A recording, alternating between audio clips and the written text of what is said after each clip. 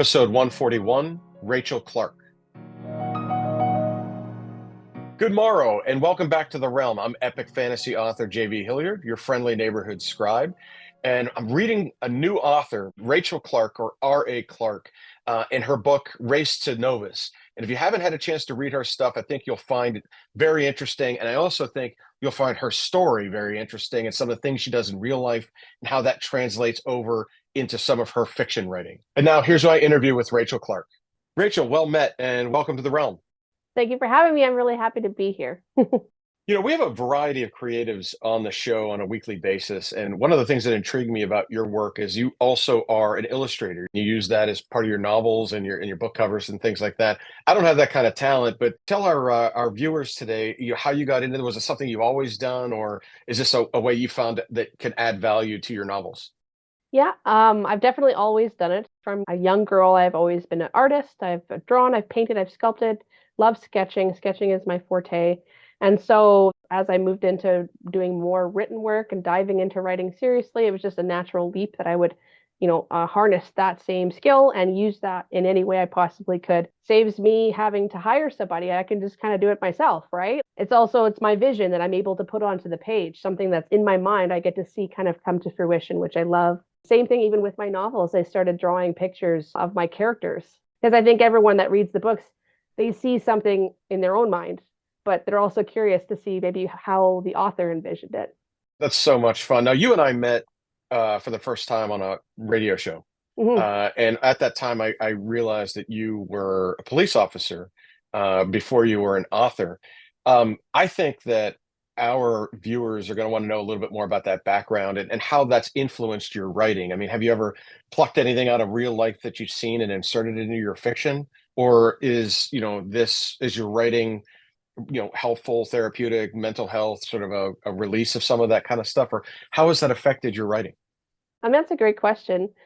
It's definitely affected my writing, and more so from the sense of lived experience, right? Like you see so much, you do so much, you feel so much. You've had to help people and hold people's hands when they're going through their darkest moments. It's definitely played into it a lot more so from the character aspect than specific situations.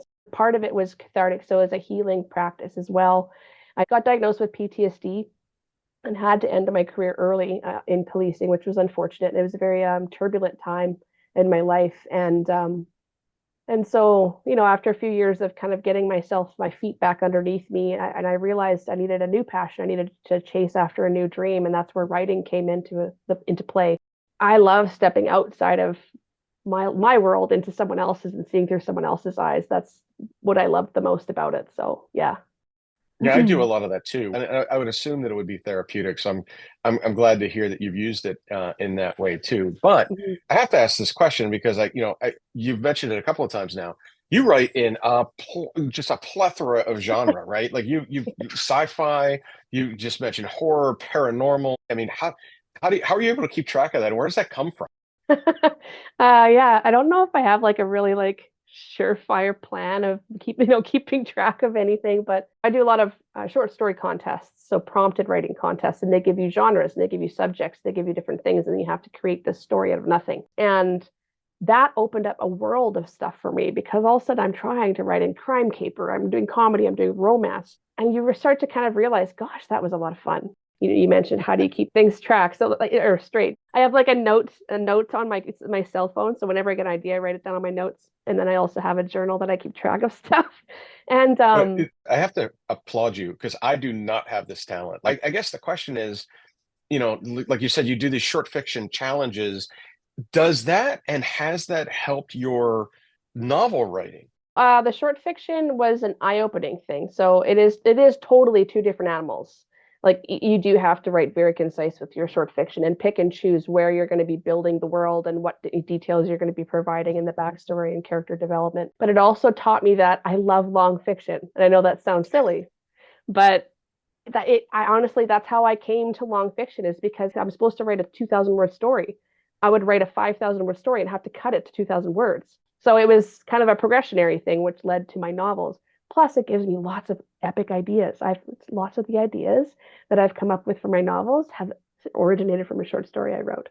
So yeah. That's super cool. And I think that's real helpful because not only are a lot of our viewers, readers, but they're also authors. And so you just gave them a free tip. And speaking of tips, I noticed on your website you do a lot of workshops. Has that been something that's been helpful to you? And if so, where has that helped you in your, your authorship?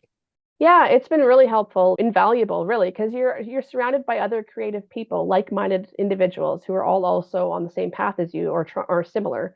They're wanting to learn, they're wanting to grow, they're wanting to develop their craft, their writing, and you can share and exchange ideas. You can meet contacts, beta readers, people to have join my writing group, become my writing buddy. Doing that kind of stuff, I think, is an investment in yourself as an author. I think it's really something that all writers that are kind of serious about writing should be trying to do is keep learning, keep growing, because you never know it all. You can always learn something new. So Yeah, I think that's really helpful. And it's something I've learned on the road too, is that networking piece, you never know. And then 2 years from now, you're in an anthology with somebody, right? It just is yeah, crazy how that happens. But Rachel, I know we've talked a lot about, you writing in different genre and even dropping down from adult fiction into young adult fiction. I see behind you the sign for the big old bike. Tell us a little bit about that story and where you got inspiration for it from. absolutely. That's my very first book I ever published. And the inspiration for that actually was my kids. I wanted to write something that was relatable for them. I was driving home and I happened to see these two kids riding their bikes, and one kid was extremely small and the bike was extremely large. And and I was like, okay, there's a story there. And there my brain went when my brain did its magic and started coming up with this story, and I started writing it. And it's about a lovable, really smaller than average kid with a huge heart who gets this bike for his birthday. It's a big old bike and he loves it, but the bullies don't like it. And so he has to kind of go through a lot of things with his friends, and there's some adventure, and it's a great story with themes of how to stand up for yourself against bullies, and self-confidence, and yeah, and friendship and family. So it's a great little read. Yep, the big old bike. So we're nearing the end of our time. Are you ready to go in our lightning round? I will try my best. All right. The first one, I'll start you off with a softball.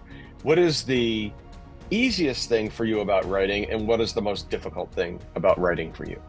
The easiest thing about writing, I think, would be just the brainstorming, coming up with the ideas.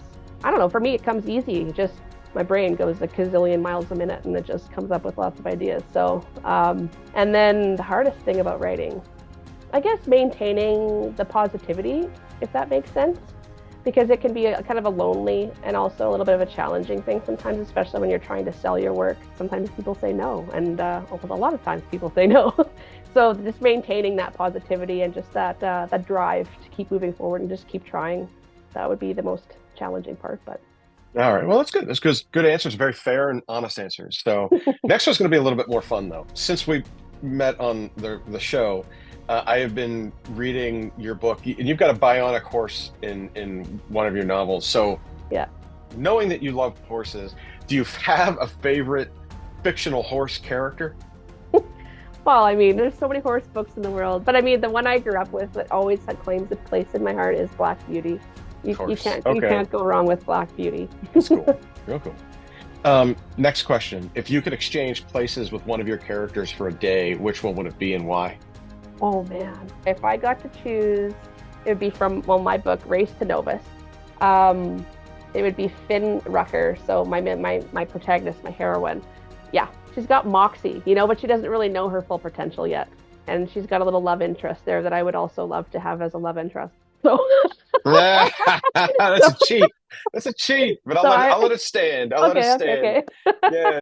And by the way, if you haven't picked up Race to Novus, please go ahead and do that. I'm halfway through it. I'm going to give it a 5-star when I'm done. It's very, Okay. very good. Before we let you go, tell everybody where they could find your books and where they could find you on social media. Absolutely. All of my social medias are linked in with my website, so it's probably easiest just to give you my website, which is rachaelclarkwrites.com. I am on Twitter. I am on Instagram. I'm always open to chatting with fellow readers, fellow creatives and readers. So yeah, hit me up.